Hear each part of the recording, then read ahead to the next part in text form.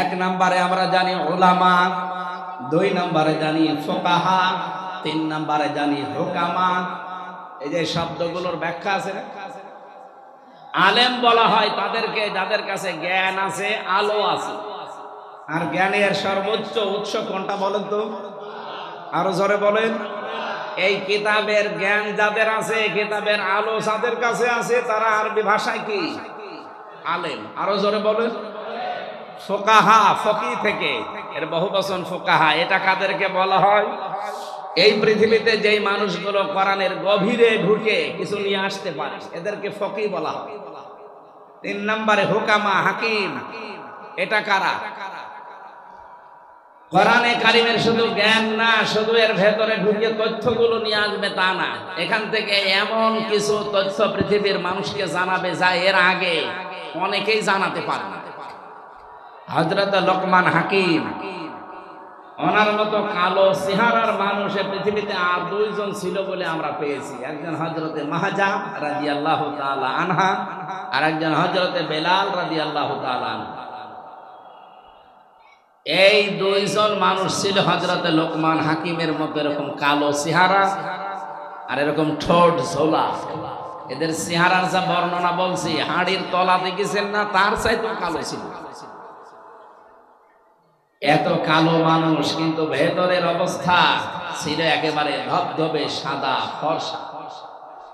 আমরা বাংলাদেশে কিছু ফর্সা মানুষ দেখি, উপরে ফিটফাট, মাথার চুল থেকে পায়ের স্যান্ডেল পর্যন্ত পুরাটা সাদা, কিন্তু ভেতরে পুরাটা কালো, যেমন দরবেশ।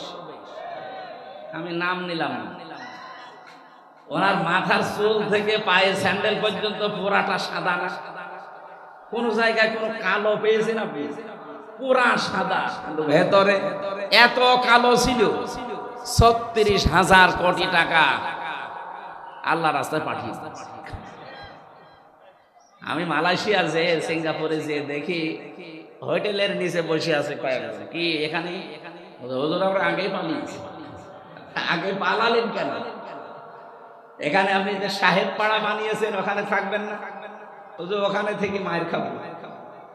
বাংলাদেশের মানুষ এখানে আছে, যদি শোনে যে সাহেব পাড়ায় আমি আছি, তালা ভেঙে পিটাবে।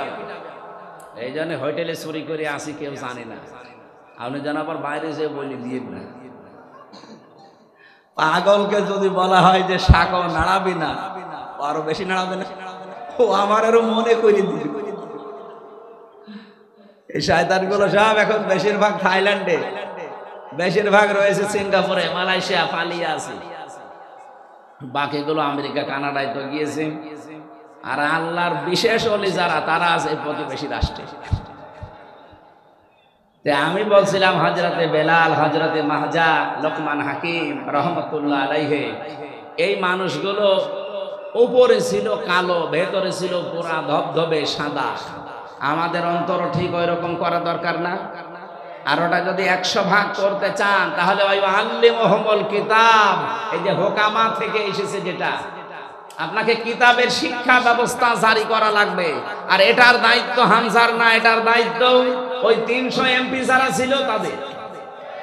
তারা যদি একবার বলে, মাননীয় স্পিকার আমরা কোরআনে কারিমের শিক্ষা ব্যবস্থা চাই, উনি যদি বলে হাত তোলেন, আজিজুর রহমানের মতো যদি ১৫১ জন বলে হ্যাঁ হাত তুলেছি, ওই দিনই পাশ হয়ে যাবে। কিতাবের শিক্ষা ব্যবস্থা বাংলাদেশে জারি হয়ে যাবে। ৫ বছরের ভেতরে দেখবেন দেশের চেহারা পাল্টে গেছে। মালয়েশিয়া এখন যিনি স্বরাষ্ট্রমন্ত্রীর দায়িত্বে আছেন, বাংলাদেশে যেমন ইসলামী ছাত্র শিবির আছে না, কথা বলেন না কেন? কেন্দ্রীয় সেক্রেটারি জেনারেলের নাম কি?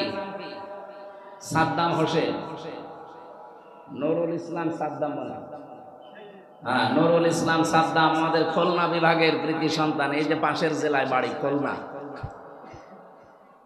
ওখানে যিনি স্বরাষ্ট্রমন্ত্রীর দায়িত্বে আছেন, উনি ওই দেশের ইসলামী ছাত্র শিবির, তার কেন্দ্রীয় সেক্রেটারি জেনারেল ছিলেন। সে আছে এখন দায়িত্বে। এত সৎ লোকটা, 10 দিন আমি ছিলাম, বিভিন্ন মানুষের মুখে শুনলাম যে মানুষ এত সৎ হতে পারে। আমরাও চাই ইসলামী ছাত্র শিবির শুধু মালয়েশিয়া না, ইসলামী ছাত্র শিবির শুধু তুরস্ক না, এটা যদি বাংলাদেশের যারা আছে এরাও এই কেন্দ্রের সেক্রেটারি সভাপতি এই মানুষগুলো যদি দায়িত্ব এই দেশে পায়, আর এরকম মানুষ যদি 151 জন তৈরি হয়, শিক্ষা ব্যবস্থায় আপনি এই কোরআন দেখবেন 100 মার্কের তৈরি হয়ে গেছে। মাত্র 5 বছর যেতে দেবেন পুরাটা দেশ পাল্টিয়ে ফেলে। ওয়াস্তব মাওলানা সাইদি সাহেব 50 বছর করে গেল, মুসলমান যা হয়েছে ওনার হাতে তার চাইতে অধিকাংশ মুসলমান হয়ে গেছে উল্টাপাল্টা। কিন্তু এটা যদি শিক্ষা ব্যবস্থায় আমরা নিয়ে যেতে পারি, এনাদের মতো 151 জন মানুষকে পাঠিয়ে, এটা যদি কেউ রাজনীতি মনে করেন, হ্যাঁ এইটাই আমাদের রাজনীতি, এটা যদি কেউ ধর্ম ব্যবসা মনে করেন, এইটাই আমার ধর্ম ব্যবসা, কারণ আমি চাই এটা যেন সংসদে যায়। এক কথা বলে না কেন? 5 বছর চলতে দেবেন। যার যা দুঃখের কথা বলছিলেন না, কত মানুষ 3 ভাগের 1 ভাগ না খেয়ে থাকে, পোশাক নেই, শিক্ষা নেই, কেন এগুলো থাকবে না কেন? মাত্র 18 বছরে 2004 সাল থেকে আজকে 25 কয় বছর? 19 বছর না না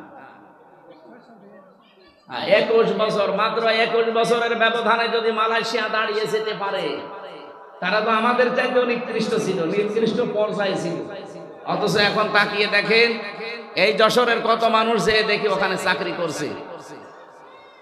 কেন? এখান থেকে টাকাগুলো পাচার করে ওই সমস্ত দেশে না পাঠিয়ে এই দেশে যদি কর্মসংস্থান তৈরি করে দিতেন, ওই দেশে যে রাস্তা ঝাড়ু দেওয়া লাগতো না, রুটি বানাচ্ছে, কাপড় চোপড় সেলাই করছে, পায়খানা সাফ করছে, কেন এগুলো করা লাগবে কেন?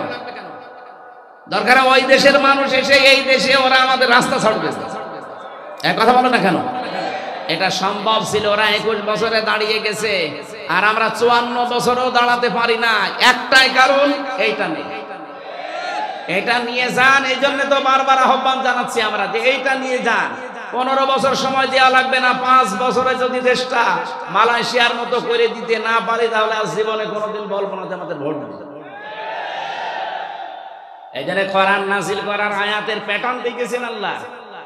2টা আয়াতই প্রথম অংশ কিন্তু এক ছিল। কিতাবুন আনজালনাহু ইলাইকা এ পর্যন্ত এক, ইন্না আনজালনা ইলাইকাল কিতাব এ পর্যন্ত এক। এরপরে আল্লাহ দিয়েছেন 2 বিষয়, লিতুখরিজান নাস মিনাজ যুলুমাতি ইলান নূর। তোমরা মানুষদেরকে অন্ধকার থেকে আলোর পথ দেখাবে, এটা আমরা দেখাচ্ছি আজ 54 বছর। কিন্তু দ্বিতীয়টা যদি আমরা মানতে পারতাম, মালয়েশিয়ার মতো, সৌদি আরবের মতো, তুরস্কের মতো, আফগানিস্তানের মতো, লিতাহকুমা বাইনান নাস, এই কোরআন দিয়ে আমি বিচার ব্যবস্থা, ন্যায় বিচার কায়েম করব, তাহলে 13 বছর এটিএম আজহারুল ইসলামকে জেলখানায় পড়িয়ে পৌঁছালেন। উনি অনেক আগেই বের হয়ে চলে আসতেন। এই কথা বলেন না কেন?